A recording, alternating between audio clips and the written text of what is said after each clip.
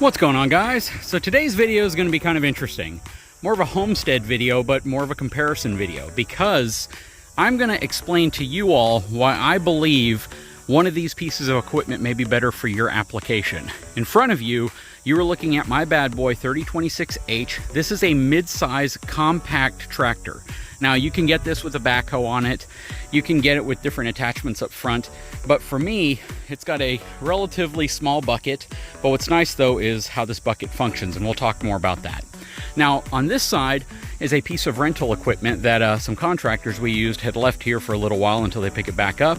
This is a Takeuchi TL10V2 track loader, or skid steer, whatever you want to call it. Now, this specific piece of equipment is actually on the larger side of skid steers. So they make some that are really small, they make mid-sized models, which you typically see, and then they make things like this, which are actually a pretty good sized piece of equipment. And I think you can tell just by comparing it to the overall size of my tractor. Now, what circumstances would one be better for you than the other? Well, let's talk about that. Hang tight, I'll be right back.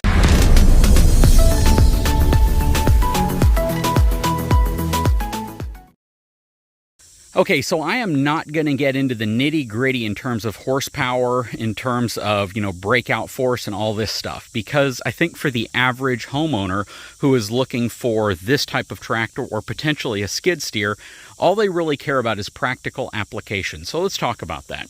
So whenever we were hunting for a small lawn tractor or something that would give us the ability to kind of deal with some of the challenges we have around our property, I looked at all the brands. I looked at John Deere, I looked at Kubota, everything.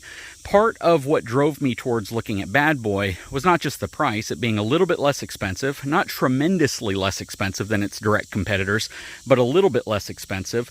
But mainly the fact that it was available. I couldn't find anything else. Anything else I ordered either came as a tractor by itself and you'd have to wait on the bucket, or it was already spoken for, or you'd get a model that you didn't want only because that's all they had available. So for me, I wanted something relatively quickly. There were a few brands that were available, like Mahindra, Bad Boy, and a few others that were kind of off-name brands, but then you come to find out that there's a few brands that kind of make 7 or 8 other brands, and this is actually a sub-brand with a licensing agreement to Bad Boy from one of those brands. This one's built in South Korea, so it's not Chinese manufactured, and it's actually manufactured by one of our closest allies, so that's really nice. And it's under the Bad Boy licensing. If you look at their lawn equipment, then all that stuff I believe is made in the USA. So this tractor right here has really been perfect for us. Everyone who told us you are going to want a tractor with a bucket before you get anything else, you guys were actually absolutely right. Now, I believe they make a drive-over mower deck for this that I can use my center PTO on, but I don't have it because I have 0 turns, and those work really well for mowing grass, and I don't need this for mowing grass, and I prefer the ground clearance that this has without the mower deck. Now, I also, believe it or not, looked at some track steers and some skid steers, some basically with the tires versus the tracks. And what was interesting about these is if you have construction work to do, if you're going to be moving mainly dirt, or if you have some really crazy brush clearing that you have to get a big attachment for this, these can be very powerful machines. And I don't really define my tractor as a powerful machine, but I certainly define this as a powerful machine because it can just tear through anything. The bucket is significantly larger. You can probably tell. This probably has 3 to 4 times the capacity as my bucket, and it has so much more just brute lifting force and strength than mine. So when you grab a full bucket load of dirt in this, you lift it up like it's nothing. When you grab it in this, the back gets a little bit light. That's why we added water to the back wheels or the tires so we could add ballast to the back to be able to offset that weight up front. And that's always something you're dealing with a tractor. Now, from a stability perspective, that's really also where a skid loader or skid steer, whatever you want to call it, is going to shine. It's incredibly heavy, and most of your weight is really down low. So you can take some very awkward angles with these and not have any issue in terms of it tipping or possibly having problems. Of course, you still want to be careful, and you don't want to go, at too far of an angle. You can still cause these things to slide, and other problems can happen.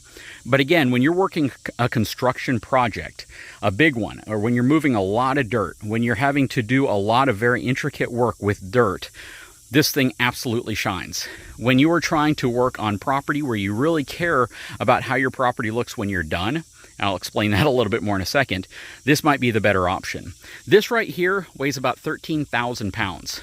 This right here weighs like 2,000 pounds. Significantly, I mean, not even on the same playing field in terms of weight. What does that mean? That means I can drive this thing all over our property, all over the grass, the dirt, everything, and do very little to disturb the ground. It does not tear up the grass. It does not shred everything up underneath it. If I drive this over the property one time and make a turn, I am going to gouge a huge chunk out of my yard, and it will look nasty, and it will take forever for it to fix itself or to grow back. This right here will destroy your property if you care about how it looks. This right here can also help construct something on your property because of what it's designed to do. This is great for site clearing. If you want to pull up all your grass, if you need to dig a spot for a foundation, you need to go deep underground, you need to move large piles of dirt from one place to another place, this is the machine you would want. This one takes a lot longer, but only because of the capacity size of its bucket. If I put that bucket on here, I would barely have the strength to lift the bucket by itself. That's the problem. So anything you throw in the bucket would be just excessively heavy. That bucket is built so much more robust than my bucket. You can tell by just the steel thickness on the side walls of my bucket versus this bucket. This is just a far more heavy-duty bucket than what I'm going to have on mine. This won't bend under almost any circumstance that I would ever use it for. This one, you kind of have to be careful at times. You don't want to run into a tree. You don't want to do things that can damage it. The cutting edge on this bucket is like an inch thick. And it's reinforced underneath. If you look at mine, it's probably 3/8 inch thick. So huge difference in material thickness, huge difference in weight, huge difference in power and traction. This right here is ideal for homesteads where you have just property where you need to move things around. If I put pallet forks on the front of this, I have a pretty decent amount of lifting capacity, but really only up to about 600, 700 pounds. With this, on the other hand, I could lift several thousand pounds with pallet forks. Now, from a controllability, visibility perspective, you can see really well what's taking place directly over your bucket with this, whereas with mine, things are way out in front of you. They're a little bit harder to see. You just have a lot of distance between where you sit and where the bucket is, versus the skid steer, which you're pretty much like right behind your bucket. So you have a lot of visibility in terms of what you're doing. And again, the increased size of the bucket, the power, the weight, the traction, all of that definitely plays into the favor of the skid steer. The biggest thing I think that gives you an advantage with something like this is the back end, that 3-point connection, the ability for you to put different types of implements behind your tractor to do different things. Right now, I have an adapter, a speed adapter to be able to connect to a pintle, which gives me the ability to move my trailers around. Something I can't do with the skid steer unless I put a ball out in front, and I'll be backing up everywhere I go. So this is really the better choice for that. Now, if I did have some type of a hitch on that, I could certainly carry a lot more weight than with this, but then I'd lack all my rear visibility. So where this has great front visibility, it has horrible rear visibility. This one has exceptionally good rear visibility, and I can simply turn around and see everything going on behind me. So that's also a big perk. Speed-wise, reality, they're about the same speed. When we were moving dirt back and forth, I didn't see a huge advantage to that in terms of moving it. That was actually a little slower. I was lapping him in terms of loads here, but the problem is I had to get 4 loads per every 1 load he carried in that. So that's the other side of it. Pricing, this is like $17,500 as configured, minus some of the speed hitches in the back. This thing is about 85 grand. And yeah, these things get really expensive. They start anywhere between about $50,000, $60,000 now, I think, because of all the inflation, and they go up to probably over $100,000 for something like this, if you got it with the enclosed cab, air conditioning, and all of that stuff. And they make a model slightly bigger than this that has an enclosed cab with air conditioning and everything, but it's only slightly bigger, slightly heavier, and a lot of the weight is because of the cab and everything you've added to it. But for most homeowners, if you're on the fence and you have the budget to get a skid steer, I would actually say don't get a skid steer if you can avoid it, because this is going to be a much more practical tool for you. It's going to be able to do probably more things that you would need it to do in a residential homestead environment versus a skid steer, which is absolutely going to be focused towards construction, demolition, ground clearing, big projects like that. You can do a lot of really good sized projects with something like this. It might just take you a little bit longer, mainly because of the limitation in terms of capacity, how much stuff you can lift. That's really the big thing. But because you can do so many other things, I can add a box blade, I can add a shredder, I can add a ripper, I can add all sorts of different implements to the back of this. This is more like a Swiss Army knife, where this right here is like the biggest Benchmade knife they make.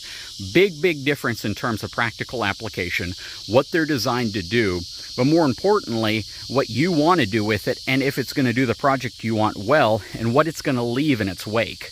Right? Again, I can do a project with this. Might take me longer, might not be able to lift as much, but I'm not going to destroy my property doing it. This, just the process over a couple of days of building a pond, left some crazy ruts that may never grow back, that really need to be repaired. And that's because this thing is so heavy. Whenever you turn, those tracks tear up the ground, and there's a lot you have to keep your eye on whenever owning something like this. Plus, the maintenance on this is a fraction of what the maintenance on that would be. And one other thing I would like to point out is transportation. So if you have to move one of these, long distance over the road, you are going to have much different equipment to tow this one, because you're going to need something like my big tilt deck trailer that can handle upwards of 14,000 pounds worth of just cargo in itself. And at the way we derated the trailer, this would actually be too heavy for it. Not because the trailer can't handle it, because it's built to be a 20,000 pound trailer, mainly because the weight we rated it to is like 6,700 pounds worth of cargo. So if you tried to tow it with this, you would be way over what the rating actually is. And again, you would need a trailer that's super heavy duty to be able to carry something like this. With this, you can get away with just about, any decent size trailer that you can buy at most trailer places. Just a low boy flat deck trailer that you can load this on, because again, this isn't very heavy. Tying it down is very simple. Securing it's very simple. And this is just a lot easier to own, manage, get serviced, all of that. In terms of grease points and all that stuff, they both have a ton of grease points. Basically, every hinge, every area where there's a joint has a grease point, and you need to be sure to grease them both. I would say it's more important with this unit, mainly because if you plan on doing heavier loads and things like that, it's going to put more wear and tear on components.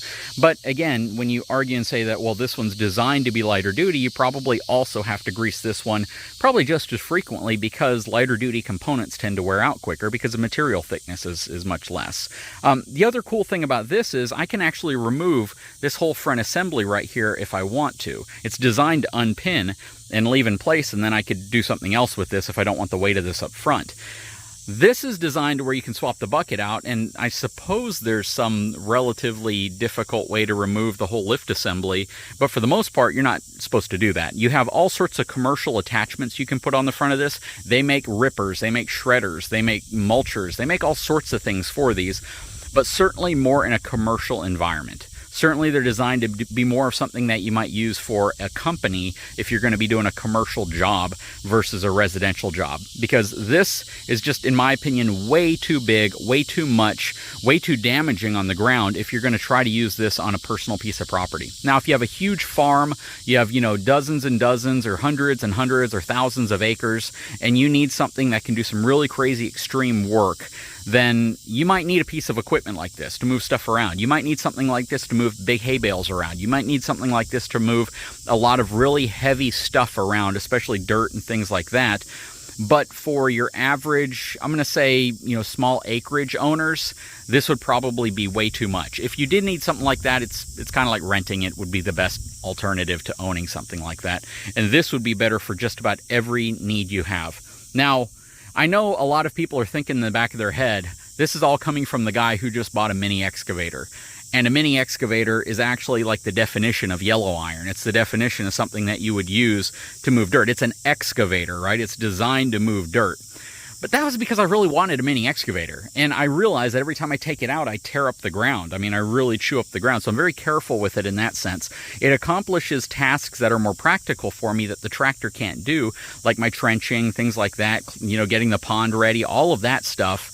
It moves dirt. We got a lot of sand that we needed. And I've actually found a lot of uses for it, even using it as a crane to be able to lift heavy things out of my truck. It just has so much more practical use application for me out here than something like this was, given the fact that I have this. So if I didn't have this and I didn't have a need for a tractor, well, a mini or a compact skid loader might actually be the better solution if I didn't have one of these. But because these are available and because these are made, I don't have a need for something like that. That is way overkill. With an excavator, going with something a little larger than just a base compact excavator, like I think it's like an 18G series or a 25 or a 20G series, is good for me, because if I need to pull something out of the ground that's really heavy, like a root, put a tree down, that's going to be more effective at doing it than a really small excavator. And I just find myself with a really small excavator, I feel struggling over jobs that my 50G can do pretty effortlessly. Anyways, I just wanted to make this video while this was still here, because I know a lot of folks are probably going to be like, well, he's going to go out and buy a skid steer. I won't, and I don't even plan on it. You know, it's so cool driving around. The maneuverability of the thing is absolutely awesome, but with that maneuverability comes sacrifice, and that sacrifice is the fact that it's going to tear up your yard. It absolutely will. It is so easy to maneuver compared to the mini excavator, compared to the tractor here. You can turn, like zero turn this thing super easy, but you're going to be digging a hole in the ground when you do it. And that is absolutely something I want to avoid doing, because I can't really wait until the grass and stuff starts growing back here after we get some rain. But if it did and I own something like that, I'd just be tearing it up again. Whereas this, I can take this thing anywhere and it does not tear up the ground. It just does a great job at leaving everything intact, not damaging anything, and giving me the results I'm looking for at a lower cost, lower weight, with most, I'm going to say it meets 60 to 70% of my capacity needs.